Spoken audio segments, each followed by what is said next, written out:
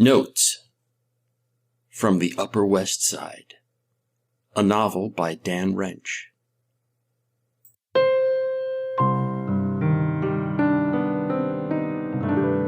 Chapter 43, Side Tale.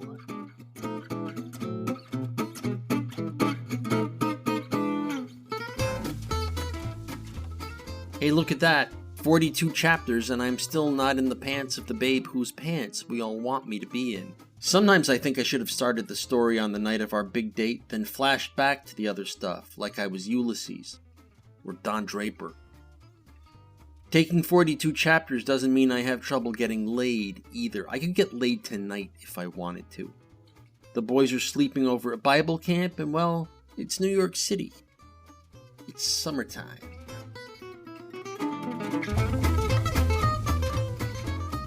And I'm a man who's his own man. A man without a wife worth being loyal to. I'm not what you might call in the swing of doing the things you need to do to actually get laid in New York in the summertime, but all the elements are here. I just need to throw the switch.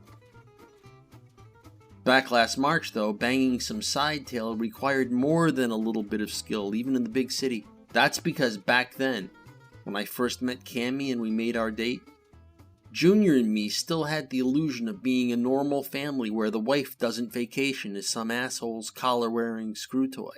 When I look back on it, I can see that getting the chance to work on Parp's video was a godsend.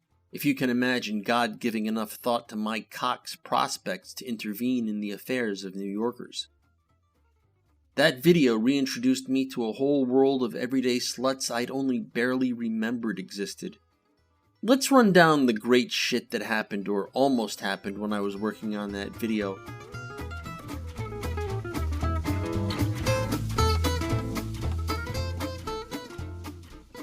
First off, I almost popped Big Crap Cynthia. Then, when work on the video wrapped, I was just a few days away from seeing Cammie with her mound out. I know a lot of you are wondering why I had to go to so much trouble for some simple urban ass. Go to a bar, find someone self-conscious about her pants maybe being too small. Fuck her, you're thinking. Well, fuck you. It isn't that easy. Not for a married guy on the Upper West Side, anyway. So that Monday night last March when the video wrapped, I knew what I had to do. The mission? Slam Cammie. The mission in detail. Get a convincing alibi for that Saturday night, and slam Cammie. I got some help with the alibi from an unlikely place. Maybe not so unlikely once you look back on it. Good old Parp was ready to help me out big time. He had some gold card membership at the New York Roundabout Inn, and he let me use it to reserve a room. That way, no charges on my own card that the wife might notice. When I told Cammie about the deal with Parp's card, she said, "So, is he gonna be there too?" It miffed me a little that she would think even jokingly of a three-way with Parp, but I just smiled. Then she giggled, and that fried me. I was this far from telling her if she wanted to fuck Parp, she could just, Nah, I wasn't that far from telling her jack shit.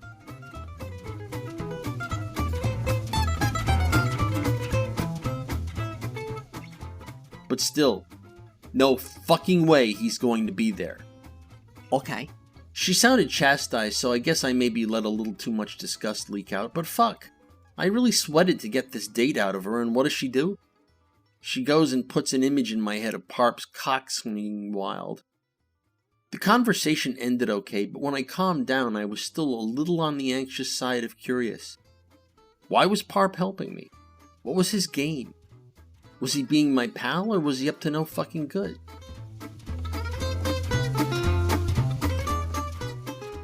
So Wednesday at around 1 in the morning, right after my shift at the Commodore let out, I met him at the City Diner at 90th and Broadway. It was 3 days before the inaugural ball, which is what I always call my first fuck of a new babe.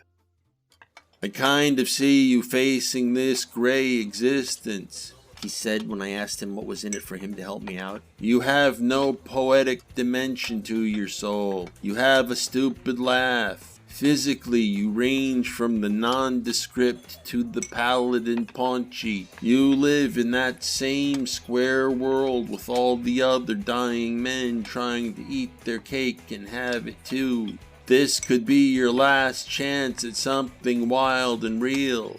I just held my face in my hands. It's like he doesn't even know how to be uncruel. It's like he isn't human. That little creature that bursts out of John Hurt's chest in Alien? It looks a little like Parp.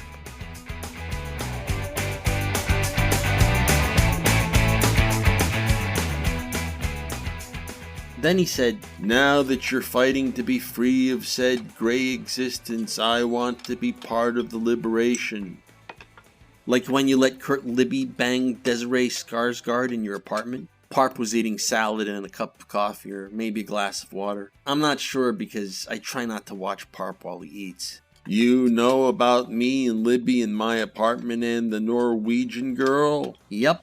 He told me they always used to laugh about the fact that you have like a dozen pillows on your bed. More like 4. And yeah, I was thinking the same thing about him back then. Married to a slut we all know was fucking his brains out until she found Jesus and grew a chaperone out of her ass. And who did he have to keep him company while the wife was off unlearning to love the taste of penis? 2 stupid cats. Actually, Libby was really into his wife, even if she was, like Parp said, going through the moral equivalent of dick taste withdrawal.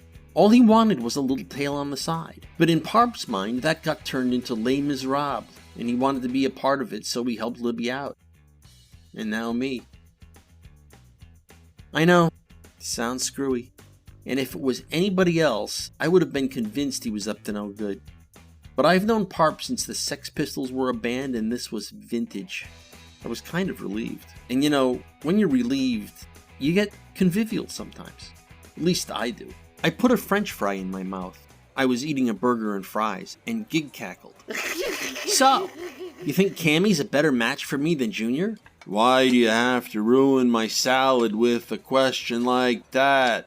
He asked. Some middle-class compatibility question. A match for you, please. Well, maybe she's dangerous for you. Maybe you'll give up everything for her and then come home and catch her riding some guy's face. Terrific.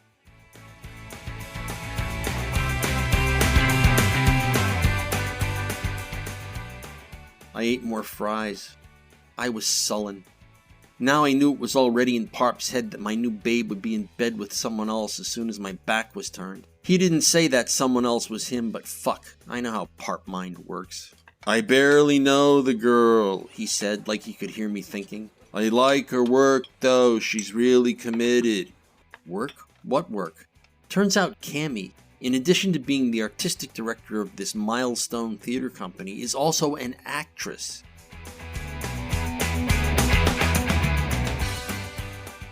Whoa, I said, I didn't know. I saw her play Louisa Miller in Cabal and Leib in 2004. She let the part take her over all the way down to the fast twitch fibers. That takes a lot of discipline. I know, I'm an actor.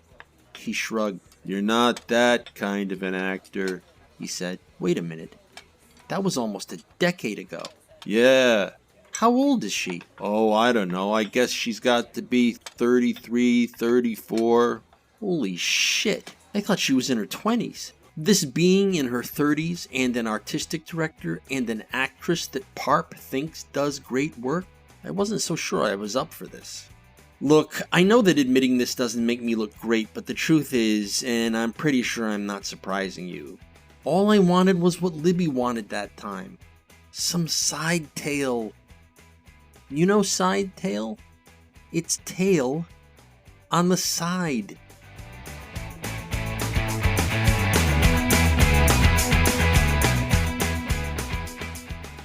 I didn't want to be some guy in a French film who gets his soul consumed by burning beauty. I wanted my cock consumed by treadmill ass, like in an American film. That's the way I thought it was going to be with Cammy. A fun fuck. An American fuck. Maybe a short series of fun American fucks. Now it's like she's as big a workaholic as, well, as Parp. What if she's wound just as tight as he is? What if... Wait a minute.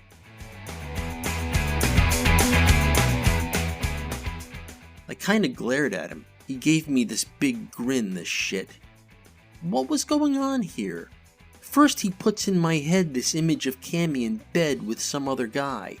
Then he says he barely knows her, but a second later he's raving about a live theater performance he saw her in back in Bush's first term, and she's working on his video now? Just how well do they know each other? And the whole reason we were meeting tonight was because Cammy put in my head the possibility of a three-way with Parp. I could feel a bloom of sweat evaporate off my face. I glowered at him. He stopped grinning. What? If I didn't know any better, I said, I'd think you were making a play for her through me. You know? In the hopes that I'll tell her about what a great guy you are for helping us out. Soften her up for you later. Well, first off, don't you think that would have to be one long, cool calculation on my part? And second, why would I ever expect you to speak well of me behind my back? And third, if I wanted to fuck Cameron, why wouldn't I talk to her instead of you? This isn't high school.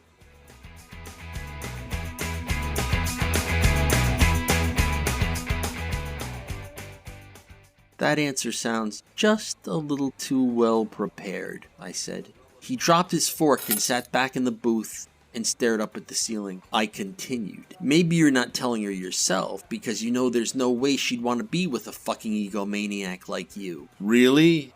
Because I have this theory that all people who do really good work are egomaniacs. Bullshit. How else are they going to protect their standards? Yeah, well, that isn't Cammy. You're sure? No fucking way. And I resent you saying I never say anything good about you behind your back. Yeah, I say shitty things about you sometimes, but always to your face. He looked at me. Yeah, okay, that might have been going too far. No shit, I said.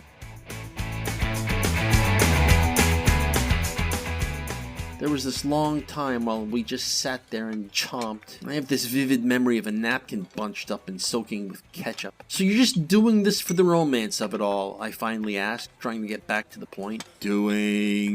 Helping me with the hotel Saturday. Well, I'm not just doing it for the romance of it all. I figure if you hook up with someone like Cameron, she might throw your personality into crisis. And when that happens, you might start to question your square precepts. Look at the world with new eyes. Make new connections between the objects you see. Become a real human able to see things like love and passion in their mothership-sized dimensions, blue and blazing. Instead of what you are now, which is one of those apes throwing sticks at the monolith at the beginning of 2001: A Space Odyssey.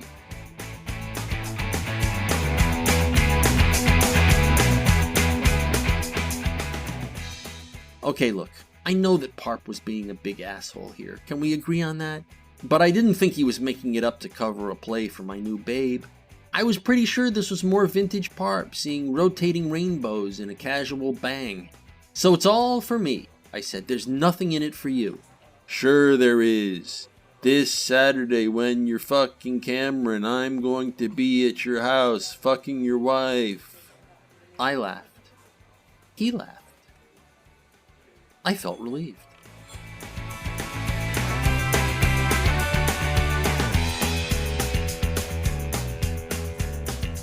Notes from the Upper West Side is a work of fiction. The people depicted in this work do not exist.